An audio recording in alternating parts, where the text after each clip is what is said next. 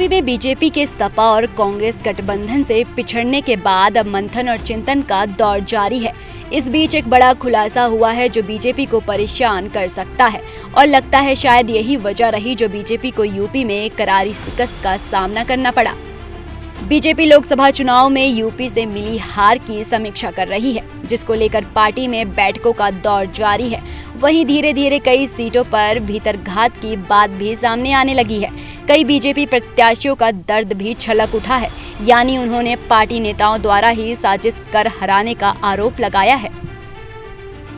हार के पीछे खास करके हमारे 3 विधानसभा सिकंदरपुर, बांसडीह और बेलथरा रोड और वहाँ का जिलाध्यक्ष संजय यादव शुरू से मेरे खिलाफ कार्यकर्ताओं को भड़काने में लगा हुआ था और सभी मंडल अध्यक्षों को बराबर निर्देशित करता था कि भारतीय जनता पार्टी को वोट नहीं करना है, रविंद्र कुशवाहा को चुनाव हराना है। और इसी अभियान में शुरू से अंत तक लगा रहा। हमारे सलेमपुर में यहाँ पर प्रदेश सरकार की राज्य मंत्री है विजय लक्ष्मी गौतम, ये एक दिन भी प्रचार करने के लिए सलेमपुर में कहीं नहीं निकली और अपने लोगों को लगा करके सुनियोजित तरीके से मेरा विरोध कराया।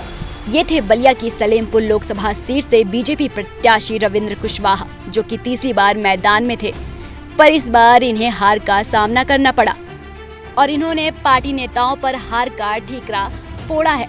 ठीक इसी तरह बांदा से प्रत्याशी ने भी पूर्व विधायक और पूर्व सांसद को अपनी हार का जिम्मेदार ठहराया है। मैं बांदा चित्रकूट से हूं और मेरी सीट पर जो हुआ है वो अपने भारतीय जनता पार्टी के पूर्व सांसद, पूर्व विधायकों ने जम करके खुल करके विरोध किया, मंचों पर नहीं आए। और वो माफिया टाइप के लोग जो बालू का धंधा करने चित्रकूट गए थे, वहाँ के रहने वाले नहीं थे। वहाँ से मेरी सीट जब खाली हुई थी 2019 में श्री आनंद शुक्ला जी को, तो उसको वहाँ से हम लोगों ने विधायक बना करके विधानसभा में भेजा।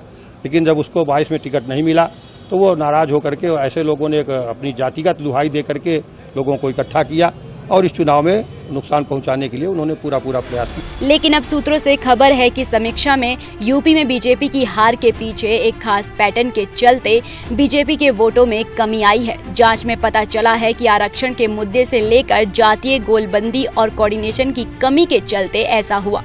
इसके अलावा जो असल वजह ये बताई जा रही है कि योगी मोदी के भरोसे अति उत्साह में थे। कई प्रत्याशी के खिलाफ जनता में नाराजगी थी। टिकट बंटवाने में राज्य सरकार की अनदेखी, प्रत्याशी और संगठन के बीच तालमेल नहीं था। स्थानीय विधायकों का सपोर्ट न मिलना, स्थानीय कार्यकर्ताओं को मिलाकर न चलना, दलित पिछड़ों को संविधान बदलने का डर, राजपूत ब्राह्मण वोटर्स की नाराजगी और बंटवारा, संविधान बदलने की बात का जवाब न देना, आरक्षण खत्म करने वाले दुष्प्रचार पर खामोशी, जिसके चलते बीजेपी का वोट प्रतिशत करीब 7% कम हुआ और बीजेपी 33 सीटों पर ही सिमट कर रह गई और साल 2019 के चुनाव के मुकाबले बीजेपी को 39 सीटों का प्रदेश में घाटा हुआ।